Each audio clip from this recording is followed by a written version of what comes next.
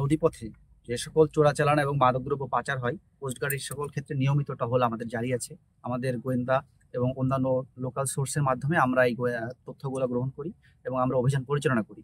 চাঁদপুরে বিভিন্ন অভিযানে জব্দকৃত প্রায় 18 লক্ষ টাকা মূল্যের মাদকদ্রব্য ধ্বংস করেছে কোস্টগার্ড। 16 সেপ্টেম্বর মঙ্গলবার বিকেলে চাঁদপুর কোস্টগার্ড স্টেশনে প্রকাশ্যে এ মাদকদ্রব্য পুড়িয়ে ধ্বংস করা হয়। জানা যায়, চলতি বছরের 30 মার্চ হতে 20 জুন পর্যন্ত কোস্টগার্ড স্টেশন চাঁদপুর কর্তৃক চাঁদপুর সদর উপজেলায় পৃথক 5টি অভিযান পরিচালনা করে। অভিযানে 18,15,000 টাকা মূল্যের 64 কেজি 500 গ্রাম গাঁজাসহ 4 জন আসামিকে আটক করা হয়। আটককৃত আসামিদের বিরুদ্ধে আইনানুগ ব্যবস্থা গ্রহণের জন্য চাঁদপুর সদর থানায় মামলা দায়ের করে হস্তান্তর করা হয়। জব্দকৃত গাঁজার নমুনা হিসেবে 650 গ্রাম গাঁজা সংশ্লিষ্ট থানায় জমা প্রদান করা হয়।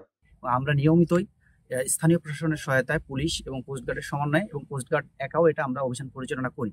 আমরা আশা করি এ সকল আমাদের অভিযান পরিচালনার ফলে মানুষের মাঝে এটা সচেতনতা বৃদ্ধি পাবে এবং এটা ধীরে ধীরে কমে আসবে ইনশাল্লাহ।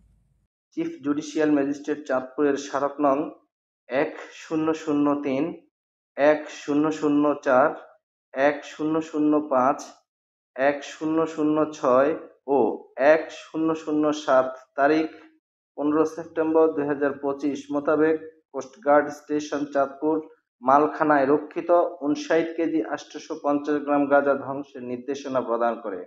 ওই নির্দেশনায় সিনিয়র জুডিশিয়াল ম্যাজিস্ট্রেট প্রথম আদালত চাঁদপুরের উপস্থিতিতে 59 কেজি 850 গ্রাম গাঁজা ধ্বংস করা হয়। এ সময় চাঁদপুরের senior judicial magistrate Mohammad Yasin Arafat, সহকারী কমিশনার ও ম্যাজিস্ট্রেট বিশাল দাস, মাদকদ্রব্য নিয়ন্ত্রণ অধিদপ্তর পরিচালক মোহাম্মদ আহসান হাবিব, কোস্টগার্ড চাঁদপুরের station commander lieutenant BM Tanjimul Islam সহ বিএন ও পুলিশ প্রতিনিধিগণ উপস্থিত ছিলেন।